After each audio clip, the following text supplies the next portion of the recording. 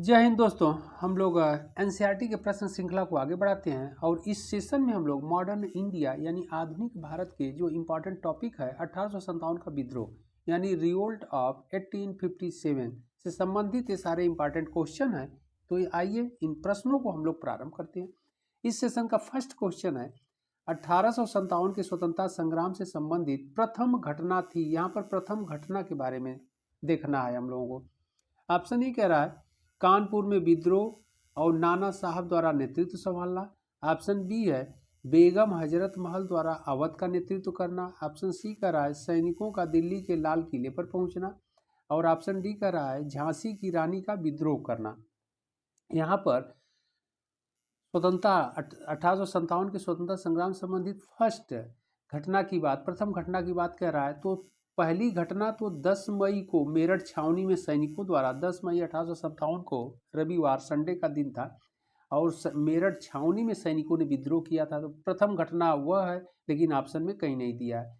द्वितीय घटना वह है कि वहां से फिर सैनिक दिल्ली की ओर की कूच किए और 11 मई को दिल्ली पहुंच गए और उस समय मुगल बादशाह बहादुर शाह जफर थे, ओके, और या बहादुर शाह द्वितीय थे और उनको भारत का सम्राट घोषित किए और विद्रोह का नेतृत्व बागडोर करने को उन्हें सैनिकों के द्वारा सिफारिश की गई और उन्होंने उसका नेतृत्व संभाला। तो दूसरी घटना के रूप में सैनिकों का दिल्ली के लाल किले पर पहुंचना हो जाएगा। तो इसका सी सही होगा, ओके, क्योंकि मई की घटना है नहीं, मेरठ छावनी की घटना इसमें है नहीं। और रह गई बात फर्स्ट आंसर की कानपुर में विद्रोह और नाना साहब द्वारा नेतृत्व, तो ये तो 1857 का जब विद्रोह प्रारंभ हो गया तब कानपुर में विद्रोह का नेतृत्व नाना साहब ने किया। बी कह रहा है बेगम हजरत महल द्वारा अवध का नेतृत्व, यह भी 1857 का विद्रोह हो गया तब इन्होंने अवध के क्षेत्रों में और लखनऊ के क्षेत्रों में 1857 के विद्रोह का नेतृत्व किया, तो ये भी नहीं होगा। ऑप्शन डी कह रहा है झांसी की रानी का विद्रोह, यह भी विद्रोह हो गया तब झांसी के क्षेत्रों में उसका नेतृत्व की, इसलिए इसमें जो सही आंसर होगा वह सैनिकों का दिल्ली के लाल किले पर पहुंचना। और आप लोग यह भी जानते रहिएगा अगर मेरठ छावनी की घटना भी रहेगी तो पहली घटना वही रहेगी। आगे हम लोग बढ़ते हैं, एक्सप्लेन को भी देख लेते हैं हम लोग, नॉलेजेबल है। 10 मई 1857 को मेरठ के भारतीय सैनिकों ने विद्रोह कर अपने साथियों के साथ दिल्ली की ओर प्रस्थान किया। 11 मई 1857 को दिल्ली पर अधिकार करके विद्रोहियों ने मुगल शासक बहादुर शाह द्वितीय को भारत का सम्राट घोषित किया। इस प्रकार सैनिकों का दिल्ली के लाल किले पर पहुंचना 1857 के स्वतंत्रता संग्राम की प्रथम घटना थी, ओके। तो यहाँ पर हम लोगों ने डिस्कशन किया, ये दे दिया है 10 मई 1857 को मेरठ के भारतीय सैनिकों ने विद्रोह कर दिया, तो यह घटना प्रथम। इसके बाद 11 मई 57 को दिल्ली सैनिक पहुंच गए, ओके। और उस समय तात्कालिक आपसे एग्जाम में पूछा जाता है कि 1857 के विद्रोह के समय मुगल बादशाह कौन थे, बहादुर शाह द्वितीय अथवा बहादुर शाह जफर। जफर उनकी टाइटल थी, शायर थे इसलिए, ओके। तो आगे बढ़ते हम लोग, प्रश्न संख्या 2, क्वेश्चन नंबर 2 कह रहा है मंगल पांडे कहाँ के विप्लव से जुड़े थे। बहुत इंपॉर्टेंट क्वेश्चन है। ऑप्शन ए कह रहा है Barrackpore, option B Meerut, option C Delhi, option D कह रहा है इनमें से कोई नहीं। सही आंसर ये होगा बैरकपुर। बहुत इंपॉर्टेंट क्वेश्चन है। एक्सप्लेन को भी हम लोग देख लेते हैं तो फिर डिटेल डिस्कशन हम लोग कर लेंगे। कह रहा है 29 मार्च 1857 को, यहाँ पर ध्यान रखना है 24 मार्च 1857 को 24वीं इन्फेंट्री रेजिमेंट के बैरकपुर छावनी के मंगल पांडे नामक एक सिपाही ने चर्बी युक्त कारतूस के प्रयोग से इनकार करते हुए विद्रोह कर दिया एवं उच्च अधिकारी लेफ्टिनेंट बाग और लेफ्टिनेंट जनरल ह्यूरोन की हत्या कर दी। 8 अप्रैल 57 को एक सैन्य अदालत के निर्णय के बाद मंगल पांडे को फांसी की सजा दी गई। मंगल पांडे तत्कालीन गाजीपुर वर्तमान बलिया जिले के रहने वाले थे। तो देखिए कितने प्रश्न आपको मिल गए। 29 मार्च 1857 को मंगल पांडे ने विद्रोह किया था, कहाँ पर, बैरकपुर छावनी। बैरकपुर छावनी बंगाल में पड़ती है। और किस रेजिमेंट के यह जवान थे, तो 34वीं इन्फेंट्री रेजिमेंट के यह जवान थे। यह भी आपसे एग्जाम में पूछ दिया जाता है कि मंगल पांडे किस रेजिमेंट के जवान थे, तो 34वीं, ओके।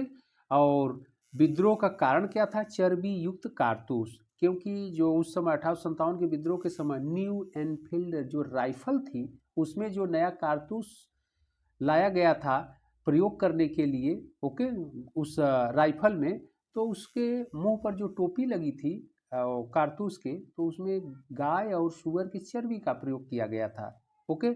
और उसको दांत से खींचना पड़ता था, उस कैप को टाइट रहता था, दांत से खींच करके हटाना पड़ता था, जिससे सैनिकों द्वारा उसका विरोध किया गया, क्योंकि हिंदू धर्म में गाय को थोड़ा ज़्यादा सम्मान दिया जाता है, गाय को माता माना जाता है। और इस्लाम धर्म में भी सुअर की चर्बी का काफ़ी विरोध उन लोगों ने भी किया, इसलिए भारतीय, वैसे समझिए, इसलिए भारतीयों ने इस चर्बी युक्त कारतूस का विरोध किया और मंगल पांडे ने इसी के चलते विद्रोह कर दिया और बैरकपुर छावनी में के लेफ्टिनेंट बाग और लेफ्टिनेंट जनरल ह्यूरोज की हत्या कर दी। यह भी आपसे पूछा जाता है। इन्होंने विद्रोह कर दिया और लेफ्टिनेंट बाग और लेफ्टिनेंट जनरल ह्यूरोज, इन दोनों लोगों की हत्या कर दी और इसके बाद इन पर मुकदमा चला, ओके, कोर्ट मार्शल इनका हुआ और 8 अप्रैल, यह भी आपसे प्रश्न पूछा जाता है, 8 अप्रैल 1857 को इन्हें फांसी की सजा दे दी गई। और रहने वाले वर्तमान में अगर देखा जाए तो यह बलिया जिले में पड़ता है, बलिया जिले के मूल रूप से रहने वाले थे। अगला जो प्रश्न है, प्रश्न संख्या 3, क्वेश्चन नंबर 3, 1857 के विद्रोह के समय भारत का गवर्नर जनरल कौन था? बहुत इंपॉर्टेंट क्वेश्चन है। ऑप्शन ए कर रहा है Lord Dalhousie, option B Lord Minto, option C Lord Canning and option D Lord Bentinck. इसका सही आंसर होगा C, Lord Canning, okay. Explain को हम लोग कर लेते हैं, तो फिर और डिस्कशन में हम लोग कर लेंगे। 1857 के विद्रोह के समय लॉर्ड कैनिंग, इनका शासनकाल 1856 से 1862 ईस्वी तक था, ओके। भारत के गवर्नर जनरल थे। लॉर्ड कैनिंग ने इंडियन हाई कोर्ट एक्ट द्वारा बम्बई, कलकत्ता, मद्रास में उच्च न्यायालय यानी हाई कोर्ट की स्थापना की। 1856 में विधवा पुनर्विवाह अधिनियम इन्हीं के शासनकाल में पारित हुआ। कैनिंग भारत में कंपनी द्वारा नियुक्त अंतिम गवर्नर जनरल तथा ब्रिटिश सम्राट के अधीन नियुक्त भारत का प्रथम वायसराय थे। तो यहाँ पर बहुत इंपॉर्टेंट है कि 1857 के विद्रोह के समय लॉर्ड कैनिंग थे गवर्नर जनरल भारत के, और इन्हीं के समय में, okay, Indian high court act आया और इसके तहत बम्बई, कलकत्ता और मद्रास में 1861, ध्यान रखिएगा आप लोग, एग्जाम में आपसे पूछा जाता है कि 1861 में बम्बई, कलकत्ता हाई कोर्ट, 3 जगह एक ही साथ हाई कोर्ट की स्थापना की गई। और इनके समय में 1856 में विधवा पुनर्विवाह अधिनियम भी आया, ओके। और इसके बाद यह भारत के अंतिम गवर्नर जनरल थे और ब्रिटिश सम्राट के समय यानी भारत के प्रथम वायसराय भी, क्योंकि 1857 के विद्रोह के बाद 1858 का जो अधिनियम आया था, इस अधिनियम के तहत भारत की साम्राज्य कंपनी का शासन समाप्त कर दिया गया और ब्रिटेन की साम्राज्य को भारत का जो है कि साम्राज्य घोषित कर दिया गया और उसके तहत गवर्नर जनरल के पद को समाप्त करके इसे वायसराय का पद बना दिया गया। इस प्रकार इस पद पर लॉर्ड कैनिंग की ही नियुक्ति थी, इसलिए यह प्रथम वायसराय भी थे। तो इतना पॉइंट आप लोग इससे जानते रहिएगा, एग्जाम में आपसे पूछा जाता है। अगला प्रश्न है प्रश्न संख्या 4, क्वेश्चन नंबर 4 कह रहा है सूची फर्स्ट को सूची सेकंड से सुमेलित कीजिए तथा सूचियों के नीचे दिए गए कूट का उपयोग करते हुए सही उत्तर चुनिए। सूची फर्स्ट और सूची सेकंड, सूची फर्स्ट में झांसी, लखनऊ, कानपुर और फैजाबाद, यानी यह स्थान दिया है जहां पर 1857 का विद्रोह हुआ। सूची सेकंड में कह रहा है नंबर 1 मौलवी अजीमुल्लाह खान, नंबर 2 अजीमुल्ला खां, नंबर 3 बेगम हजरत महल और नंबर 4 कह रहा है रानी लक्ष्मीबाई। यानी सूची सेकंड में उन लोगों का नाम दिया है जिन लोगों ने 1857 के विद्रोह का नेतृत्व किया। तो मैच करना है, ओके। मैच करने में हम लोग देख लेते हैं, झांसी जो कह रहा है तो यहाँ पर रानी लक्ष्मीबाई से जुड़ जाएगा, क्योंकि झांसी में नेतृत्व इन्होंने ही किया था, तो ए का 4 हो जाएगा, ओके। इसके बाद बी कह रहा है लखनऊ, लखनऊ में बेगम हजरत महल थी, तो यहाँ पर बी का 3 हो जाएगा। कानपुर, कानपुर में अजीमुल्ला खां थे, तो यहाँ पर 2 हो जाएगा। और मौलवी अजीमुल्ला खान ये फैजाबाद में थे, यहाँ पर 1 हो जाएगा, यानी 4 3 2 1। तो 4 3 2 1 आंसर को हम लोग देखें किसमें है, 4 3 2 1 ए कह रहा है 4 3 2, इसका सही ए ही होगा। ओके, ए का 4 कह रहा है, बी का 3 कह रहा है, सी का 2 और डी का 1, तो इसका सही आंसर क्या होगा? ए होगा। बी नहीं हो सकता है, 4 के बाद 2 दिया है। ओके, और सी का 3 दिया, ये भी नहीं हो सकता है। सी कह रहा है तो ए का 4 होगा, तो यह 3 दिया, ये भी नहीं होगा। डी में 1 दिया है, तो यह भी नहीं होगा। आइए आगे बढ़ते हैं, हम लोग एक्सप्लेन को भी देख लेते हैं। एक्सप्लेन क्या कह रहा है? स्थान विद्रोह का नेतृत्व करता, विद्रोह का दमन करता। ओके, तो इम्पॉर्टेंट देख लिया जाए, झांसी रानी लक्ष्मीबाई हम लोगों ने देखा। और विद्रोह का दमन किसने किया, दबाया किसने? तो अंग्रेज अधिकारी कौन था, यानी कैप्टन कौन था? तो झांसी में जनरल ह्यूरोज, ये भी आपसे एग्जाम में पूछा जाता है। लखनऊ में बेगम हजरत महल थी, और यहाँ पर कॉलिन कैंपबेल जो ब्रिटिश अधिकारी था अथवा कैप्टन था। ओके, तो कैंपबेल लखनऊ में दबाया विद्रोह को। कानपुर में अजीमुल्ला खान थे, यहाँ पर भी कैंपबेल ही था, कॉलिन कैंपबेल ही विद्रोह का दमन किया। फैजाबाद मौलवी अहमदुल्ला शाह, यहाँ पर कर्नल नील के द्वारा, यानी अंग्रेज कर्नल नील ने विद्रोह का दमन किया। तो यह भी आप लोग जानते रहिएगा, एग्जाम के लिए इम्पॉर्टेंट है।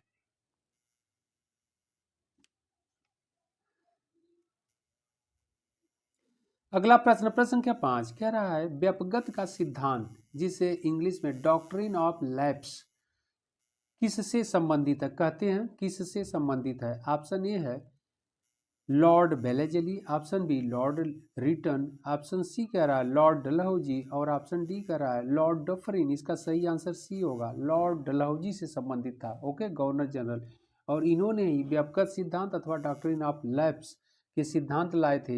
हिंदी में इसी को हड़प नीति भी कहते हैं, यानी राज्यों को, जो देसी रियासत थी, देसी राजा थे, उनको अपने साम्राज्य में, अपने साम्राज्य का मतलब ब्रिटिश साम्राज्य में शामिल करना था। ओके, आइए एक्सप्लेन को हम लोग देख लेते हैं, तो फिर आप लोगों को समझाता हूं मैं।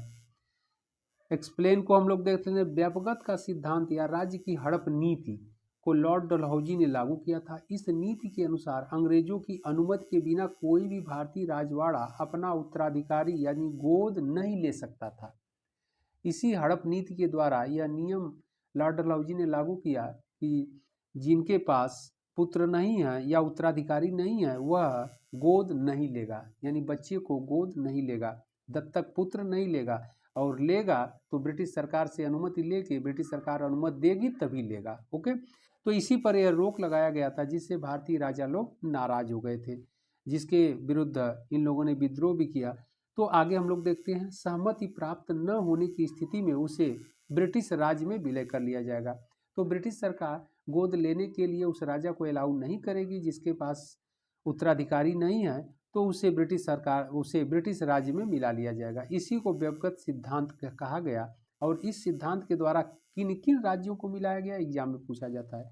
सतारा को 1848 में मिलाया गया, जैतपुर को 1849 में मिला लिया ब्रिटिश राज्य में, झांसी को 1853 ईस्वी में मिला लिया, और नागपुर को 1854 में मिला लिया।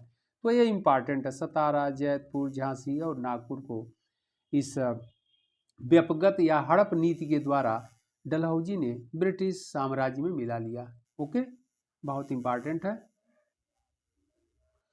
अगला प्रश्न, प्रश्न संख्या 6, क्वेश्चन नंबर 6 कह रहा 1857 की क्रांति में बिहार में विद्रोह का प्रमुख केंद्र था। Option A Rampur, option B Hamirpur, option C कह रहा है धीरपुर, ऑप्शन डी जगदीशपुर। इसका सही आंसर डी होगा, जगदीशपुर। इंपॉर्टेंट क्वेश्चन है, आपसे एग्जाम में पूछा जाता है बार बार। एक्सप्लेन को भी हम लोग देख लेते हैं। 1857 ईस्वी के विद्रोह में 15 जुलाई 1857 से 20 जनवरी 1858 के मध्य जगदीशपुर, आरा बिहार, यानी आरा जिला और बिहार राज्य, ओके, आरा बिहार में विद्रोह का प्रमुख केंद्र था। यहाँ जमींदार कुंवर सिंह ने वृद्धावस्था में भी विद्रोह का नेतृत्व किया। उन्होंने विद्रोह का पताका रोहतास, मिर्जापुर, रीवा, बादा तथा लखनऊ तक फहराया। कुंवर सिंह को बिहार का शेर कहा जाता है। ये छापामार युद्ध में कुशल थे, जिसको गुरिल्ला युद्ध पद्धति कहते हैं। इस विद्रोह को विलियम टेलर एवं मेजर विसेंट ने समाप्त किया। ओके, यानी कुंवर सिंह के विद्रोह का दमन कौन अंग्रेज अधिकारी ने किया? विलियम टेलर और मेजर विसेंट ने किया था। तो यह इंपॉर्टेंट है, आप लोग इसको ध्यान रखिएगा। अगला प्रश्न, प्रश्न संख्या 7 कह रहा क्वेश्चन नंबर 7, 1857 के बरेली विद्रोह का नेता कौन था? इंपॉर्टेंट क्वेश्चन है। ऑप्शन ए है खान बहादुर Khan, option B Kunwar Singh, option C कह रहा है मौलवी अहमद शाह, ऑप्शन डी कह रहा है बिरजीश कादिर। इसका सही आंसर होगा ए, खान बहादुर खान थे। ओके, कुंवर सिंह तो आरा में थे, हम लोगों ने देखा। बिरजीश कादिर लखनऊ में थे, बेगम हजरत महल ने के दत्तक पुत्र थे। ओके, तो एक्सप्लेन को भी हम लोग देख लेते हैं। बरेली में खान बहादुर खान ने 1857 के विद्रोह का नेतृत्व किया और स्वयं को नवाब घोषित किया। मुगल सम्राट बहादुर शाह द्वितीय ने खान बहादुर को वायसराय के पद पर नियुक्त किया था। ओके, यह भी आपसे एग्जाम में पूछा जाता है कि 1857 के विद्रोह के समय मुगल सम्राट बहादुर शाह द्वितीय ने वायसराय के पद पर किसकी नियुक्ति की थी? तो खान बहादुर की थी। तथा बरेली में कैंपबेल ने विद्रोह का दमन किया था। इन्हें 24 फरवरी 1860 को नगर छावनी कोतवाली में फांसी दे दी गई थी। ठीक है, तो 1860 में इन्हें फांसी दे दी गई। अगला प्रश्न, प्रश्न संख्या 8, क्वेश्चन नंबर 8 कह रहा है भारतीय स्वाधीनता आंदोलन का सरकारी इतिहासकार कौन था? ऑप्शन ए है R C Majumdar, option B Tarachand, option C है V D Savarkar and option D कह रहा है एस एन सेन। इसका सही आंसर होगा डी, एस एन सेन थे, सुरेंद्र नाथ सेन। ओके, पूरा नाम है इनका। एक्सप्लेन को हम लोग देख लेते हैं। भारत सरकार ने 1956 ईस्वी में सुरेंद्र नाथ सेन को 1857 के भारतीय स्वाधीनता आंदोलन के इतिहास को लिखने का दायित्व सौंपा। इस संदर्भ में लिखी गई उनकी पुस्तक 1857 थी। ओके, यानी 1857 थी। यशवंत सेन के अनुसार 1857 का विद्रोह धार्मिक आंदोलन के रूप में आरंभ हुआ, किंतु इसका समापन स्वतंत्रता संग्राम के रूप में हुआ। तो यह इनका स्टेटमेंट भी है, आप लोग जानते रहिएगा, इंपॉर्टेंट है। इनके बुक का नाम भी पूछ देता है, तो बुक का नाम भी वही है 1857। ओके,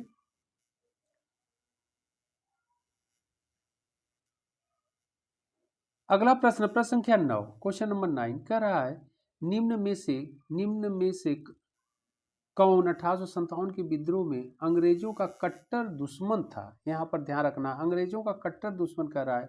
ऑप्शन ए कह रहा है मौलवी अहमदुल्ला शाह, ऑप्शन बी कह रहा है मौलवी इमदादुल्लाह, ऑप्शन सी कह रहा है मौलाना फजले हक खैराबादी, ऑप्शन डी कह रहा है नवाब लियाकत अली। इसका सही आंसर ये होगा मौलवी अहमदुल्ला शाह। ओके, फैजाबाद के क्षेत्रों में थे। एक्सप्लेन को भी हम लोग देख लेते हैं। फैजाबाद उत्तर प्रदेश, वर्तमान उत्तर प्रदेश में 1857 के विद्रोह को मौलवी अहमदुल्ला ने नेतृत्व प्रदान किया। अहमदुल्ला के विषय में अंग्रेजों ने कहा कि वे अदम्य साहस के गुणों से परिपूर्ण और दृढ़ संकल्प तथा विद्रोहियों में सर्वोत्तम सैनिक हैं। अहमदुल्ला की गतिविधियों से सरकार इतनी चिंतित थी, उसने इन्हें पकड़ने के लिए 50,000 रुपये नगद इनाम घोषित किया था। तो यह ध्यान रखिएगा कि किसके ऊपर 50,000 रुपये का नगद इनाम घोषित किया गया था, तो वह मौलवी अहमदुल्ला रहेंगे, फैजाबाद में जो 1857 के विद्रोह का नेतृत्व किया था। ओके,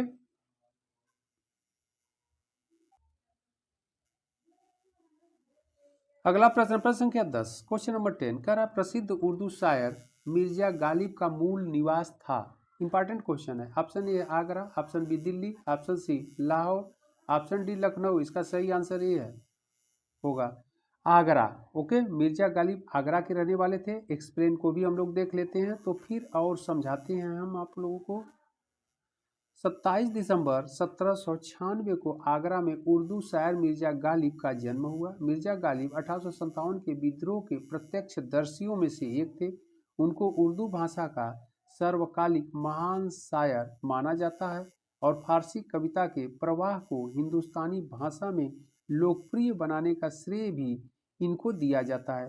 15 फरवरी 1869 को मिर्जा गालिब की दिल्ली में मृत्यु हो गई। तो यहाँ पर ध्यान रखना है कि इनकी मृत्यु, जन्म कहाँ हुआ था? आगरा में हुआ था। मृत्यु कहाँ हुई? दिल्ली में हुई। और यह उर्दू के शायर थे। और अगला जो इम्पोर्टेंट प्रश्न आपसे पूछा जाता है कि मिर्जा गालिब किसके राज दरबार में थे, तो मुगल बादशाह, अंतिम मुगल बादशाह बहादुर शाह द्वितीय अथवा बहादुर शाह जफर के यह दरबार में भी थे और इनके समकालीन भी थे। ओके, तो यह इंपॉर्टेंट है। अगला प्रश्न, प्रश्न क्या 11 कह रहा है, महारानी विक्टोरिया ने भारतीय प्रशासन को ब्रिटिश ताज के नियंत्रण में लेने की घोषणा कब की? इंपॉर्टेंट क्वेश्चन है।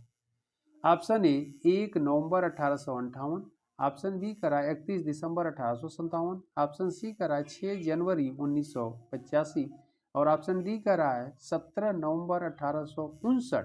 तो इसका सही आंसर ये होगा। ओके, सही आंसर इसका ये होगा 1 नवंबर 1858 को।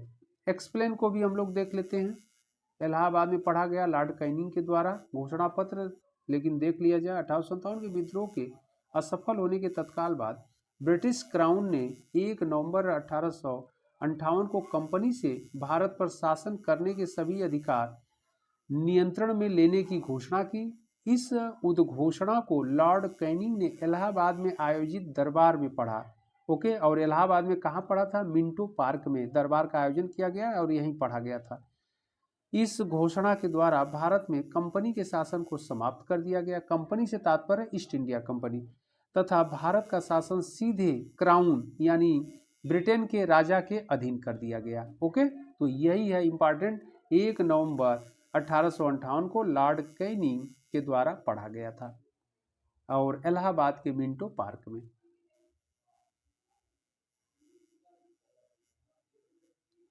अगला प्रश्न, प्रश्न संख्या 12, निम्नलिखित में से कौन असम में 1857 की क्रांति का नेता थे? ओके, क्रांति का नेता थे। ऑप्शन ए कर रहा है दीवान मनीराम दत्त, ऑप्शन बी कर रहा है Kampeshwar Singh, option C Purandar Singh, option D Piyali Barua. इसका सही आंसर होगा ए। एग्जाम में यह पूछा भी गया है। ओके, एक्सप्लेन को भी हम लोग देख लेते हैं। असम में 1857 के विद्रोह की शुरुआत वहां के दीवान मनीराम दत्त ने की तथा वहां के अंतिम राजा के पौत्र यानी पोते कंदपेश्वर सिंह को राजा घोषित कर दिया, किंतु यह विद्रोह भी सफल नहीं हुआ। दीवान मनीराम दत्त को कलकत्ता में फांसी दे दी गई। अंग्रेजों ने इन्हें पकड़ करके कलकत्ता में इन्हें फांसी दे दिया।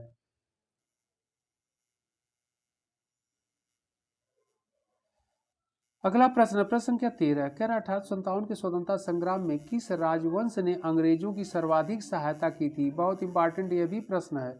ऑप्शन ए कह रहा है ग्वालियर के सिंधिया, ऑप्शन बी इंदौर के होलकर, ऑप्शन सी कह रहा है नागपुर के भोसले, ऑप्शन डी कह रहा है रामगढ़ के लोधी। इसका सही आंसर होगा ए ग्वालियर के सिंधिया। इन लोगों ने 1857 के ग्वालियर के सिंधिया ने 1857 के स्वतंत्रता संग्राम में ओके अंग्रेजों की सर्वाधिक मदद की थी या सहायता की थी। एक्सप्लेन को भी हम लोग देख लेते हैं। 1857 के विद्रोह का स्वरूप मुख्यतः सामंतवादी था, जिसमें कुछ राष्ट्रवाद के तत्व विद्यमान थे। अवध, रुहेलखंड तथा अन्य उत्तर भारत के सामंतवादी तत्वों ने ब्रिटिश साम्राज्य के विरुद्ध विद्रोह का नेतृत्व किया, जबकि पटियाला, जींद, ग्वालियर तथा हैदराबाद रियासतों ने ब्रिटिश साम्राज्य का साथ दिया। कैनिंग ने इसके विषय में कहा कि यदि सिंधिया भी विद्रोह में शामिल हो जाए तो मुझे कल ही बोरिया बिस्तर समेट कर वापस जाना होगा। तो ये कैनिंग का स्टेटमेंट है, कभी भी आप लोग ध्यान रखिएगा। तो ग्वालियर के सिंधिया ने अंग्रेजों का साथ दिया था।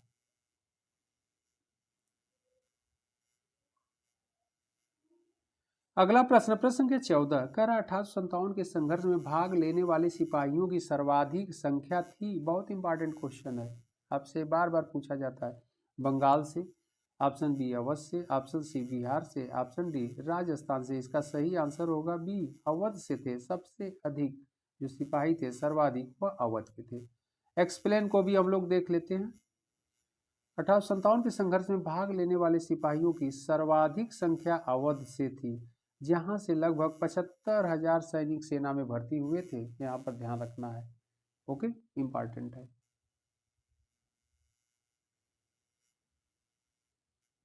अगला प्रश्न, प्रश्न संख्या 15 कह रहा है अजीमुल्ला खान सलाहकार थे। इंपॉर्टेंट क्वेश्चन है यह भी। ऑप्शन ए है नाना साहब के, ऑप्शन बी तात्या टोपे के, ऑप्शन सी रानी लक्ष्मीबाई के, ऑप्शन डी कुंवर सिंह के। इसका सही आंसर होगा ये नाना साहब के थे। ओके, इंपॉर्टेंट प्रश्न है। एक्सप्लेन को भी हम लोग देख लेते हैं। एक्सप्लेन क्या कह रहा है। अजीमुल्ला खान नाना साहब के सलाहकार थे। नाना साहब ने 1857 के विद्रोह में कानपुर में नेतृत्व संभाला था। इनके सेनापति तात्या टोपे थे। नाना साहब का पूरा नाम दोंदू पंत था। यह भी आपसे एग्जाम में पूछा जाता है कि नाना साहब का पूरा नाम क्या था। नाना साहब के नाम से तो फेमस थे, लेकिन उनका नाम क्या था? दोंदू पंत था। तथा तात्या टोपे का वास्तविक नाम रामचंद्र पांडुरंग था। इनका भी नाम पूछ दिया जाता है, इसलिए ध्यान रखना है। तात्या टोपे का जो वास्तविक नाम था मूल राम रामचंद्र पांडुरंग था। ओके,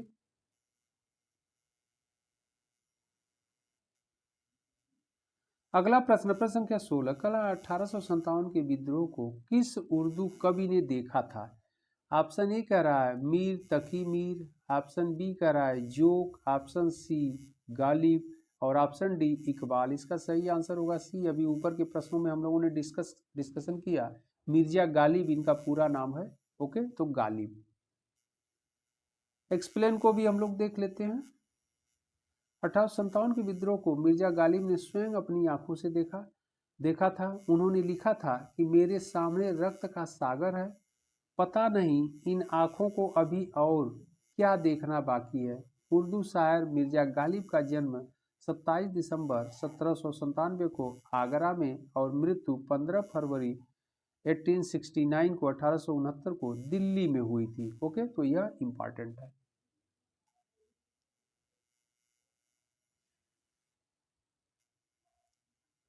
अगला प्रश्न, प्रश्न संख्या 17 कह रहा है इनमें से किसने अंग्रेजी ईस्ट इंडिया कंपनी के नियंत्रण के खिलाफ बगावत नहीं की? बहुत इंपॉर्टेंट क्वेश्चन है। ऑप्शन ए है विजयनगरम का राजा, ऑप्शन बी कह रहा है हैदराबाद का निजाम, ऑप्शन सी है तमिलनाडु के पोलीगार और ऑप्शन डी कह रहा है ट्रावनकोर के दीवान बेलुथम्पी। तो इसमें सही आंसर क्या होगा? बी हैदराबाद के निजाम ईस्ट इंडिया कंपनी के सहयोगी के रूप में थे। उन्होंने कंपनी के नियंत्रण के खिलाफ बगावत नहीं की थी, क्योंकि ऊपर के प्रश्नों में हम लोगों ने देखा कि हैदराबाद के निजाम भी और इसके बाद सिंधिया भी, ये लोग क्या थे कि ईस्ट इंडिया कंपनी के विरुद्ध बगावत नहीं किए, अपितु उनका साथ दे रहे थे, सहयोग किए। एक्सप्लेन को भी हम लोग देख लेते हैं, इंपॉर्टेंट है। विजयनगरम के राजा ने 18वीं शताब्दी के उत्तरार्ध में कंपनी के शासन के विरुद्ध विद्रोह किया। ट्रावनकोर के दीवान बेलुथम्पी यानी दीवान बेलुथम्पी द्वारा 1809 ईस्वी में अंग्रेजों के विरुद्ध विद्रोह का नेतृत्व किया गया। तमिलनाडु के पोलीगारों द्वारा कई बार विद्रोह किया गया, परंतु हैदराबाद के निजाम ने कभी अंग्रेजों के विरुद्ध विद्रोह नहीं किया। यह उनके सहायक के रूप में थे, उनकी सहायता करते थे।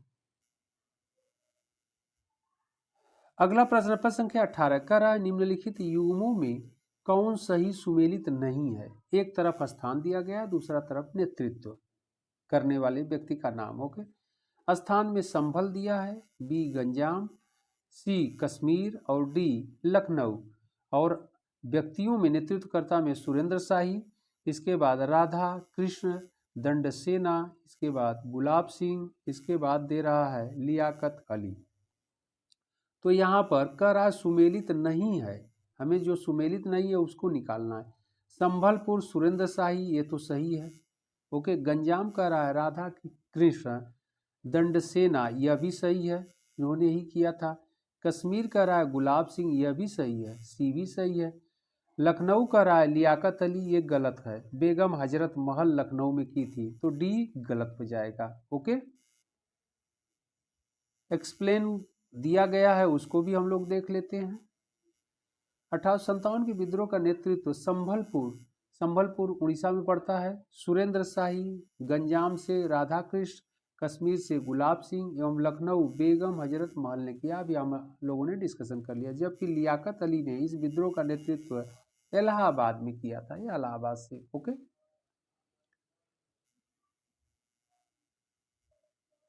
अगला प्रश्न, प्रश्न संख्या 19 कह रहा है 1857 विद्रोह के समय बैरकपुर में कौन ब्रिटिश कमांडिंग ऑफिसर था?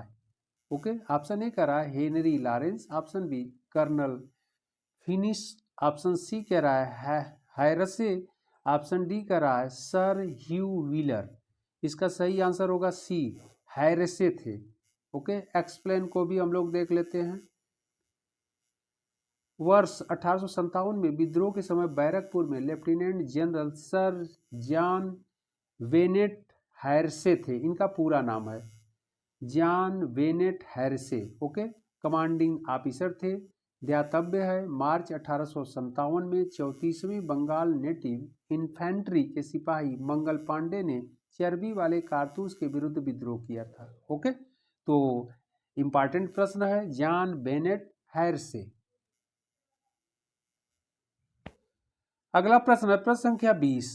प्रश्न संख्या 20 कह रहा है 19वीं शताब्दी के मध्य में भारतीय राष्ट्रवाद भ्रूणावस्था में था। इस तथ्य को यानी कथन को मानने वाले इतिहासकार हैं। ओके, तो यह स्टेटमेंट जो है इसे मानने वाला कौन इतिहासकार है? ऑप्शन ए कह रहा है डॉक्टर आर.सी. मजूमदार और doctor Yashwant Sen. Option B है सर जेम्स आउटरम और डब्ल्यू टेलर। ऑप्शन सी है टी.आर. होल्मस और एल.ई.आर. रीज। ऑप्शन डी कह रहा है सर जॉन लॉरेंस और शीले। तो इसका सही आंसर होगा ए।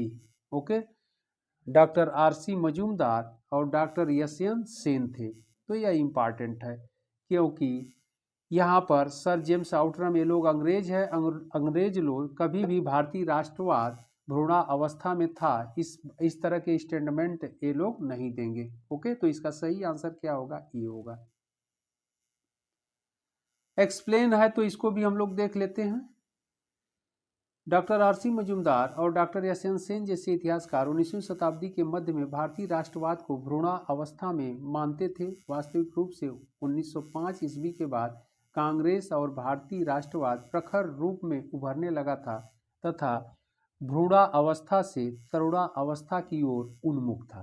ओके, तो यह हम लोगों ने 1857 से संबंधित विद्रोह से जो रिलेट इंपॉर्टेंट क्वेश्चन थे इन प्रश्नों को देखा। और आप लोग इन प्रश्नों को अच्छे से देखिएगा और चैनल को सब्सक्राइब अवश्य कर दीजिएगा जिससे वीडियो का नोटिफिकेशन आप लोगों को तत्काल मिल जाए और आप लोग थोड़ा उत्साहवर्धन मेरा करते रहिए। हम आप लोगों को सारे इंपॉर्टेंट प्रश्नों के साथ एनसीईआरटी के प्रश्नों के साथ लगातार हम लोग क्लास लेते रहेंगे, क्लास चलता रहेगा।